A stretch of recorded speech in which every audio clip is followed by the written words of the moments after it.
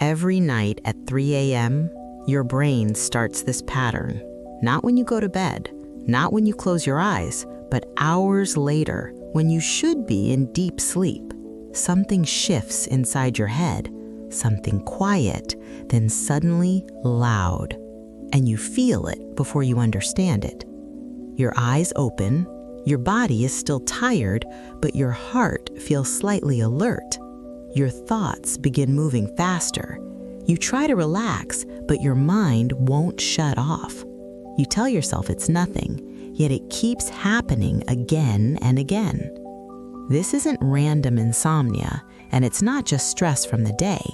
There's a precise neurological pattern behind it, a specific window when your brain changes states. Once you see what's happening, it will make sense, but first you need to understand what flips the switch, because at 3:07 a.m., something activates. I'm Dr. Sarah, a sleep medicine specialist with a background in psychiatry, and over the years I've worked with thousands of adults who wake up at 3 a.m. and can't fall asleep again. Many of them struggle with insomnia after 40. They feel their brain won't shut off at night. They experience a racing mind when everything should be quiet, and they wake up tired, wondering what changed. Sleep science explains something most people are never told. The problem isn't that you can't sleep. It's not a personal failure. It's not simply stress or bad habits. The real issue is what happens in the middle of the night. Your brain shifts into a protective pattern, and once that shift begins, staying asleep becomes difficult. This is why you can fall asleep at first, but wake up at 3 a.m. fully alert. Why your body feels tired, yet your mind feels active. Why you can't sleep through the night consistently, and why going back to sleep feels almost impossible. The sleep switch becomes unstable. When that instability starts, your nervous system doesn't fully power down. Cortisol begins preparing too early. Your circadian rhythm becomes slightly misaligned. The brain enters a subtle alert state, not enough to wake you fully at first, but enough to keep you from deep restoration. And this pattern becomes more common after 40. Hormonal shifts increase sensitivity to stress signals. The brain becomes more protective at night, not because you are broken, but because your system is adapting, trying to prevent a threat that isn't there, even while you're asleep. That protective pattern has a name. It is recognized in modern sleep science. It explains why your brain won't shut off. It explains why you wake at 3 a.m. It explains why you can't fall asleep again. And once you understand it, everything connects. But first, we need to look at what triggers it. Around 3 a.m., your body enters one of the most sensitive transitions of the night. This is not random, and it is not psychological. It is a biological checkpoint built into your circadian rhythm. Cortisol begins its early preparatory rise toward morning. Melatonin slowly starts declining from its peak. Core body temperature begins to shift upward. Your nervous system becomes more reactive to internal signals. In a stable system, this transition is seamless. The brain adjusts without waking you. Deep sleep remains protected. The sleep switch stays firmly engaged. Hormones move in quiet coordination. The nervous system remains regulated. You sleep through the night without noticing the shift. But if your system is slightly sensitized, especially after 40 when hormonal rhythms change, this transition can feel like instability to the brain. Cortisol becomes more reactive than necessary. The circadian rhythm loses smooth timing. The nervous system amplifies subtle fluctuations, and the brain misinterprets adjustment as threat. That is when brain alert mode activates. Not fully awake, not fully asleep, just enough vigilance to interrupt depth. Your internal monitoring system turns on, your body prepares instead of restores, and suddenly you wake up at 3 a.m., wide enough to notice, tired enough to be confused. You feel your brain won't shut off. You experience a racing mind at night. Thoughts feel louder than they should be. small concerns become amplified, your heart rate may feel slightly elevated, even the silence feels stimulating, and going back to sleep feels unnatural. Even if you drift off again, sleep becomes lighter and fragmented. Deep restorative cycles are shortened. REM loses stability. You wake up tired instead of restored, because at that moment, your brain isn't prioritizing rest, it's prioritizing surveillance, and this protective pattern has a name. Modern sleep science describes this pattern as the Neural Sleep Inhibition Response. It is not a disorder with a dramatic label. It is not a character flaw. It is not emotional weakness. It is a built-in biological safety reflex, a protective mechanism designed to keep you alert when needed, even if you are unaware it has activated. When the brain detects instability, hormonal shifts, circadian misalignment, accumulated stress load, or subtle neurological sensitivity, it does not take chances. It increases internal monitoring, it prepares the body for responsiveness, and it temporarily deprioritizes deep restoration. In this state, cortisol becomes more reactive than necessary. The nervous system stays slightly elevated instead of settling. Melatonin signaling becomes less stable. Brain alert mode remains partially engaged. Deep sleep is quietly restricted. REM cycles become easier to interrupt, and the sleep switch becomes fragile. This is why you wake up at 3 a.m. without warning, why your eyes open suddenly, why your brain won't shut off, why you experience a racing mind at night, why you can't fall asleep again easily, and why sleeping through the night feels unpredictable, even when you're exhausted.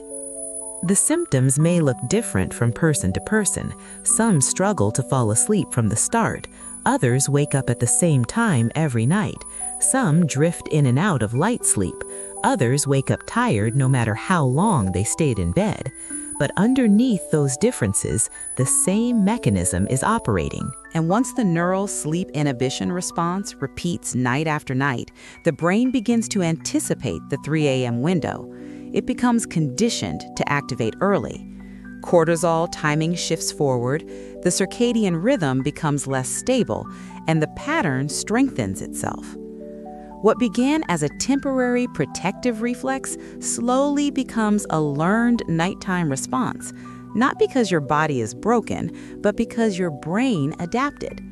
The question is not why it started. The real question is why it keeps repeating, and that answer lies in what reinforces it each night. When the neural sleep inhibition response activates, the brain never fully commits to deep restoration. It slows down, but it does not surrender. Instead of descending into stable, slow-wave sleep, it hovers in a guarded neurological state, partially resting, partially monitoring, as if something still needs supervision. Deep sleep requires neurological safety. It requires the nervous system to power down. It requires cortisol to remain stable. It requires the circadian rhythm to stay synchronized. But when brain alert mode is engaged, those systems lose smooth coordination, and true depth becomes biologically restricted. So when you wake up at 3 a.m., you are not waking from deep sleep. You are waking from protective sleep. Your brain is already half-activated. Your stress circuitry is slightly primed. Your internal radar is still on, which makes full relaxation feel out of reach. That's why your thoughts begin racing. Small concerns suddenly feel urgent. Neutral memories gain emotional weight. Future scenarios start playing automatically. Your brain feels on instead of drifting. You try to breathe slower, but alertness remains, and falling back asleep feels almost mechanical. It isn't that you lack discipline. It isn't that you're thinking too much. It's that your nervous system never fully powered down. Cortisol remained slightly elevated. The sleep switch never fully locked, and your brain prioritized monitoring over repair, even while your body felt exhausted. After 40, this becomes more noticeable. Hormonal transitions become less buffered. Cortisol reactivity increases subtly. Melatonin timing may narrow, the circadian rhythm becomes more sensitive to disruption, and the brain adopts a more protective stance at night, especially during that 3 a.m. hormonal checkpoint. But protective does not mean permanent. This pattern is adaptive, not defective. Your brain is responding to signals, and signals can be changed. When the nervous system feels stable again, the sleep switch regains strength, which raises the real question: what keeps triggering it? At first, the pattern feels subtle. You wake up at 3 a.m. once or twice a week. You blame a stressful day or something you watched before bed. You assume it's temporary. You expect it to correct itself.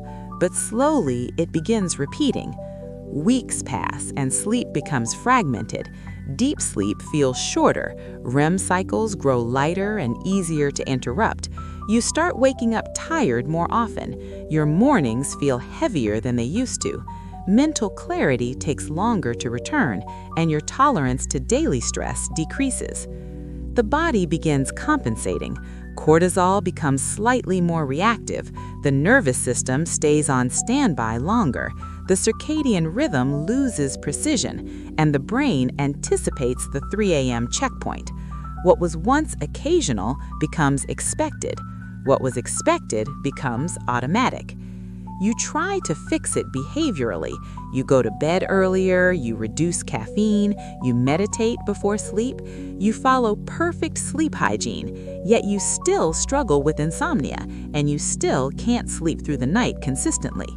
Because the root issue isn't surface behavior, it's that the neural sleep inhibition response remains active beneath those habits, even when you feel calm, even when your room is dark, even when you fall asleep quickly. The protective reflex is still cycling. As long as that response activates during the early cortisol transition, your brain will enter alert mode again. The sleep switch will destabilize. You'll wake up at 3 a.m., your brain won't shut off, and you'll wake up tired the next morning. What makes this progression silent is that it feels like just how you are now. But this is not your identity. It is a reinforced neurological loop, and loops can be interrupted. The brain learned this vigilance, which means it can learn something different. The real turning point begins with one powerful fact. The brain is plastic. It is not permanently wired for 3 a.m. awakenings. It is not destined to stay in alert mode. It adapts based on perceived safety. It recalibrates based on repeated signals, and it can deactivate what it once activated. The same brain that learned vigilance can learn stability again. The same nervous system that became reactive can become regulated. The same cortisol rhythm that shifted forward can regain proper timing, because biological patterns are responsive, not rigid. When the brain consistently receives clear nighttime safety signals, cortisol stops spiking prematurely. The nervous system lowers baseline activation. The circadian rhythm regains smoother coordination. Melatonin signaling stabilizes through the night, and the sleep switch remains engaged longer. This is physiology, not motivation. This is how people relearn how to stay asleep all night. Not by forcing sleep, not by mentally fighting thoughts, not by sedating the brain into unconsciousness, but by reducing the neural sleep inhibition response at its source. Because when the trigger weakens, the vigilance response weakens with it. As that response lowers, 3 a.m. stops acting like a neurological checkpoint. The hormonal transition still happens, but it no longer feels threatening to the brain. You may shift sleep phases briefly, yet you don't fully wake. You continue sleeping through the night. This change does not happen through suppression. Suppression silences symptoms temporarily. Regulation restores internal confidence. One overrides the system, the other retrains it, and retraining is what makes stability sustainable, especially after 40 when sensitivity increases. But plasticity requires reinforcement. Signals must be consistent and specific. The nervous system must feel safe repeatedly. Cortisol timing must stabilize gradually. The circadian rhythm must regain predictability. And without the right support structure, the brain tends to default back to protection. That's why some people choose structured biological support, not as a shortcut, not as a sedative, but as a way to reinforce nighttime stability. A natural, doctor-approved nighttime support formula designed specifically to complement sleep biology, especially for those who wake up at 3 a.m. Its role isn't to knock you out. It doesn't override the brain. It doesn't force unconsciousness. It doesn't suppress the nervous system aggressively. Instead, it supports internal coordination. It works with your circadian rhythm, not against your physiology. The goal is simple and specific. Support melatonin balance through the night, reduce premature cortisol reactivity, calm sympathetic nervous system activation, help stabilize the sleep switch, lower the intensity of brain alert mode, and gradually reduce the neural sleep inhibition response. When that internal stability improves, the 3 a.m. window loses its volatility. The hormonal transition feels smoother, the nervous system feels less reactive, the brain no longer anticipates disruption, and sleeping through the night becomes more consistent, not forced, regulated. This type of support is especially helpful after 40, when cortisol sensitivity increases, when circadian timing becomes more fragile, when melatonin duration may shorten, and when the brain becomes more protective at night. Stability matters more in this phase because sensitivity is naturally higher. If you're curious, it's available in the first pinned comment, but whether you use it or not, understanding the mechanism changes everything. Because now you know this isn't random insomnia. You're not broken. Your brain was protecting you, and protection can be retrained. If you wake up at 3 a.m. and stare at the ceiling in the dark, wondering why your brain won't shut off, this is not a personal failure. It's not weakness. It's not that you're bad at sleeping, and it's not random insomnia. If you can't fall asleep again, if your thoughts begin racing the moment you wake, if your body feels tired but internally alert, if you wake up tired no matter how long you were in bed, there is a biological explanation, a repeatable neurological pattern, one that follows predictable timing. It's called the Neural Sleep Inhibition Response, a protective reflex activated during the 3 a.m. transition, a state where brain alert mode overrides depth, where cortisol becomes slightly premature, where the nervous system amplifies that transition, and where the sleep switch loses stability. Different symptoms, same mechanism. Understanding this changes the emotional weight because now the struggle has context. Your brain wasn't sabotaging you, it was trying to protect you. It detected instability and responded automatically, even if no real danger existed. That response was adaptive, not defective. And when that response stabilizes, sleep depth begins to return. The circadian rhythm regains coordination. Cortisol timing becomes smoother. The nervous system powers down fully. And 3 a.m. stops feeling like an alarm. It becomes just another sleep phase shift. This doesn't mean perfection. It doesn't mean every night is identical. It doesn't mean zero awakenings forever. It means biological consistency. It means you can sleep through the night again. It means your brain can relearn safety. But one final piece determines how fast that shift happens. In the next video, I'm going to explain something even more specific: why the brain enters brain alert mode between 3 a.m. and 3:30 a.m. with surprising precision, why that window repeats so consistently, and why so many people wake at almost the exact same time. This timing is not random. It follows a biological sequence.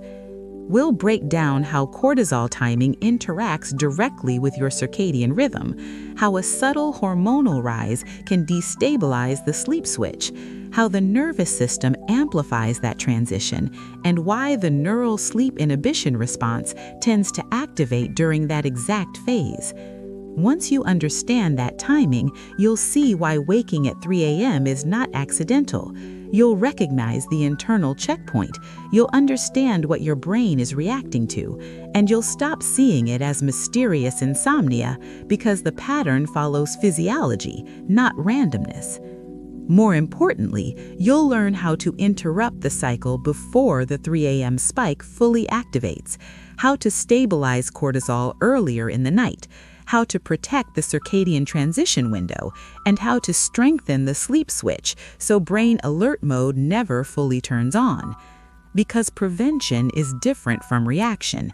Most people try to fall back asleep after waking, but the real leverage point happens before 3 a.m., before cortisol rises prematurely, before the nervous system shifts upward, before the monitoring reflex begins.